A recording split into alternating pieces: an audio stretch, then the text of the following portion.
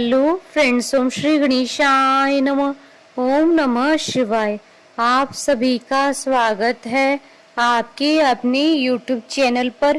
Friends, आज हम आपको इस वीडियो में बताने जा रहे हैं श्रावण मास महात्म्य के 27वें अध्याय की कथा के बारे में, जिसको सुनने मात्र से ही होंगी आपकी सभी मनोकामनाएं शीघ्र ही पूर्ण और त्रिलोकी नाथ की कृपा आपके साथ सदा बनी रहेगी। फ्रेंड्स, वीडियो शुरू करने से पहले आपसे रिक्वेस्ट है, अगर आप हमारे चैनल पर नए हैं और आपने अभी तक चैनल को सब्सक्राइब नहीं किया है तो प्लीज सब्सक्राइब कीजिएगा चैनल को, साथ ही प्रेस कीजिएगा बेल आइकन को, जिससे नए वीडियो से रिलेटेड नोटिफिकेशन आपको तुरंत प्राप्त हो सके।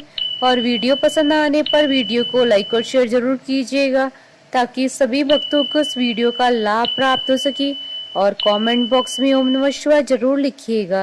श्रावण मास महात्म्य सभी प्रकार के विघ्नों का नाश करने वाले तथा सारी सृष्टि का पालन करने वाले श्री गणेश जी तथा ज्ञान की दाता देवी श्री सरस्वती जी तथा सब पुराणों के कर्ता श्री व्यास जी तथा श्री गुरुदेव जी के चरण कमलों में नमस्कार करके भगवान की श्रद्धा और भक्ति रस से डूबे हुए श्रावण मास महात्म्य की कथा कहती हूँ।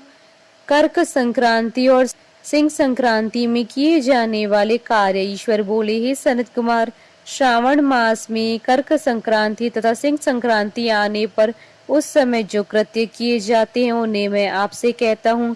कर्क संक्रांति तथा सिंह संक्रांति के बीच की अवधि में सभी नदियां रजस्वला रहती हैं, अतः समुद्र गामिनी नदियों को छोड़कर उन सभी में स्नान नहीं करना चाहिए। कुछ ऋषियों ने यह कहा है कि अगस्त्य के उदय पर्यंत ही वे रजस्वला रहती हैं। जब तक दक्षिण दिशा के आभूषण स्वरूप अगस्त्य उदित नहीं होते तभी तक वे नदियां रजस्वला रहती हैं और अल्प जल वाली कही जाती हैं। जो नदियां पृथ्वी पर ग्रीष्म ऋतु में सूख जाती हैं और वर्षा काल में जब तक 10 दिन न बीत जाएं तब तक उनमें स्नान नहीं करना चाहिए। जिन नदियों की गति स्वतः 8000 धनुष तक नहीं हो जाती तब तक वे नदी शब्द की संज्ञा वाली नहीं होती, अपितु वे गढ़ती ही कही जाती हैं।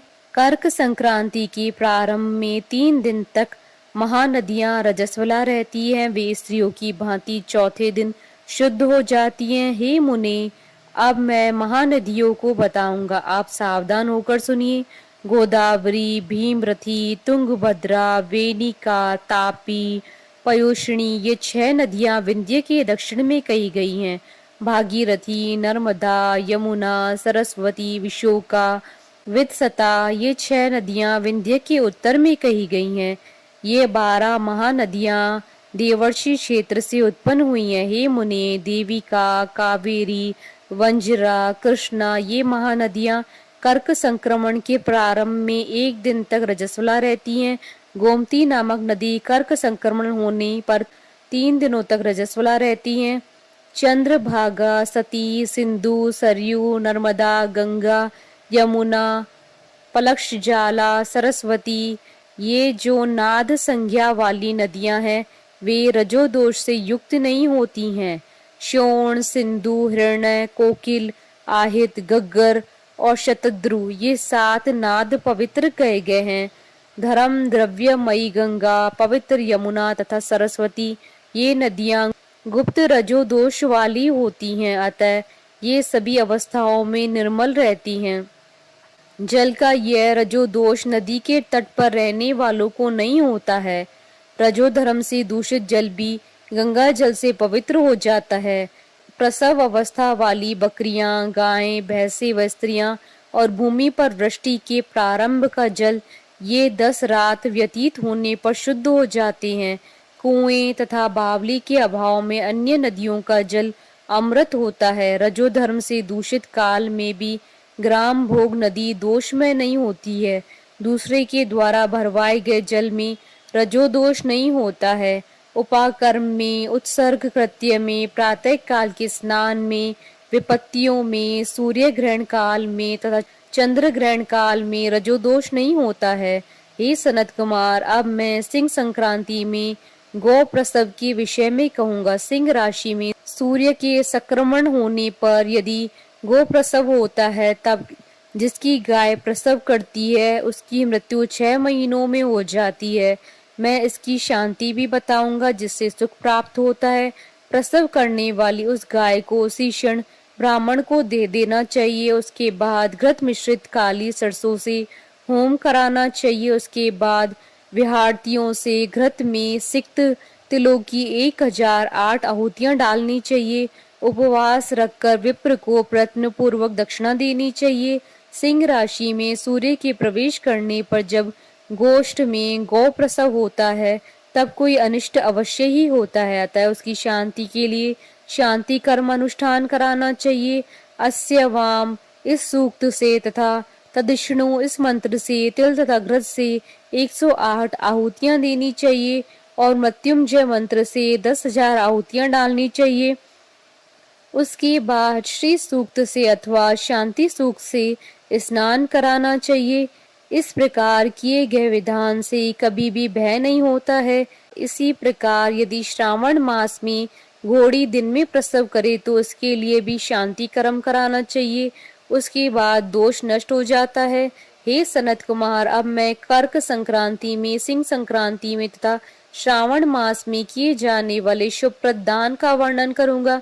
सूर्य के कर्क राशि में स्थित होने पर घृत धेनु का दान तथा सिंह राशि में स्थित होने पर स्वर्ण सहित छत्र का दान श्रेष्ठ कहा जाता है तथा श्रावण मास में दान अति श्रेष्ठ फल देने वाला कहा गया है। भगवान श्रीधर की प्रसन्नता के लिए श्रावण मास में घृत कुंभ, घृत धेनु तथा फल विद्वान ब्राह्मण को प्रदान करनी चाहिए। मेरी प्रसन्नता के लिए श्रावण मास में किए गए दान अन्य मासों के दानों की अपेक्षा अधिक अक्षय फल देने वाले होते हैं। 12 महीनों में इसके समान अन्य मास मुझको प्रिय नहीं है।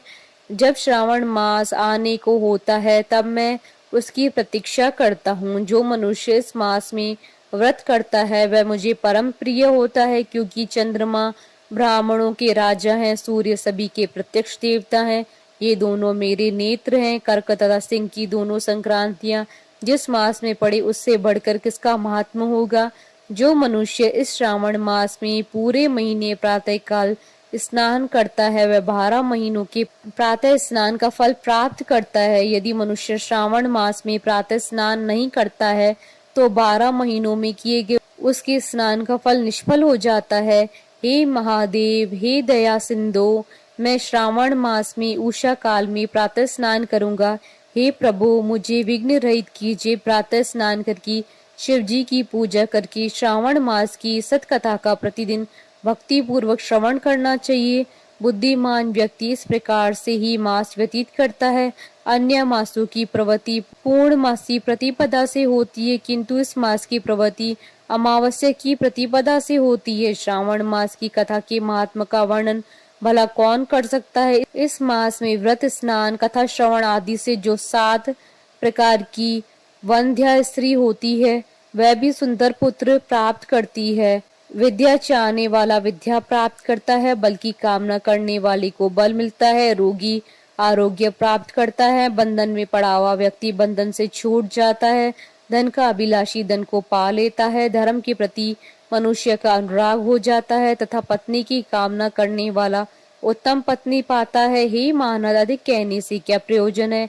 मनुष्य जो जो चाहता है उसको पा लेता है और मृत्यु के बाद मेरे लोक को पाकर मेरे सानिध्य में आनंद प्राप्त करता है। कथा सुनाने के बाद वस्त्र, आभूषण आदि से कथावाचक की विधिवत पूजा करनी चाहिए।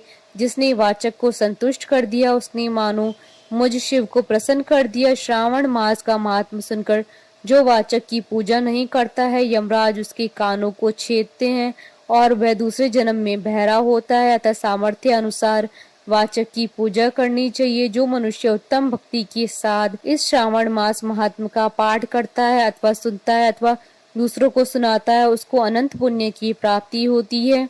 इस प्रकार श्री स्कंद पुराण के अंतर्गत ईश्वर सनत कुमार संवाद में श्रावण मास महात्म में नदी, रजो दोष, सिंह, गो प्रसव, सिंह कर्कट, श्रावण स्तुति, वाचक पूजा कथन नामक 27वां अध्याय पूर्ण हुआ। बोलिए भगवान शंकर माता पार्वती जी की जय।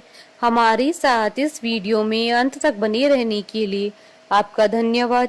ओम श्री गणेशाय नमः। ओम नमः शिवाय।